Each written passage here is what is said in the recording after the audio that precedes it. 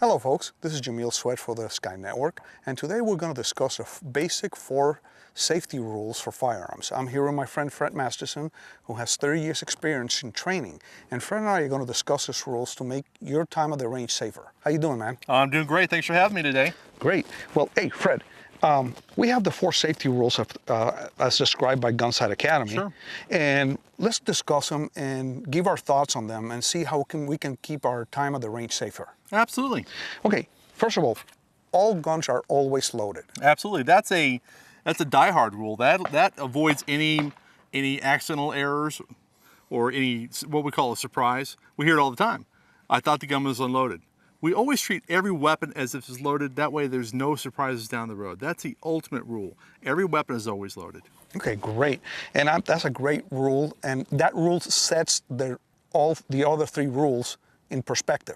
Absolutely. Like, never point the gun at anything you don't want to destroy. Absolutely. Very critical rule. Essentially, if you don't want a hole in something, don't point the gun at it. What we see normally is people actually muzzling. We call that muzzling, pointing the gun. Muzzling themselves. They'll be checking the weapon or whatnot. You need to be very conscious. Even though the gun may be officially unloaded, we still don't muzzle anybody. It's a matter of habit.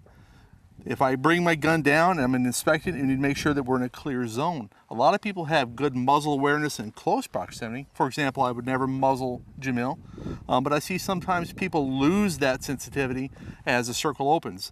They may unintentionally raise the pistol and there may be somebody 10 yards downrange. So remember that it's not just being muzzle aware right here around you, but downrange as well. Great. Yeah, I've seen some people describe a firearm and they could flip that gun around and never point it at anything other than the floor or the ceiling or something like that. Absolutely. And okay, the next one, keep your finger off the trigger until your sights are on target. What does that mean? Absolutely. Well, we see that all the times when people are rushing to make a shot. They'll present the weapon and their fingers start slipping into that trigger guard because they want to get that shot off very quickly. Well, you may get that shot off quickly, but it may shoot yourself in the thigh. Additionally, beyond that, if you're violating an additional safety rule, for example, say you're unintentionally muzzling somebody and your finger's on that trigger, your probability of actually shooting that person goes up astronomically. So we need to be very, very conscious of where our trigger finger is. Yeah, and when you're moving between targets or... Absolutely. That trigger finger needs to be out, not kind of on the guard or floating out there. It needs to be outside the trigger guard, physically on the pistol resting. Okay, great. And the last one is always be aware of your target. What does that mean to you? Absolutely. In fact, in my opinion, that's one of the most crucial rules. In firearms training, unless you're a professional shooter where all you're going to do is compete, you're carrying for defensive purposes. Mm-hmm. If I'm carrying for defensive purposes, I need to know what's beyond my target and what's between me and the target. Unfortunately, when that day happens, hopefully it never does, but if you have to present your weapon, everything's going to be bad. There's going to be a bus of orphans behind the bad guy or bad girl. There's going to be a puppy parade. There's going to be all kinds of things going on. You need to know everything about your target zone, what's between you and the target, and potentially what's even beyond. Okay, great.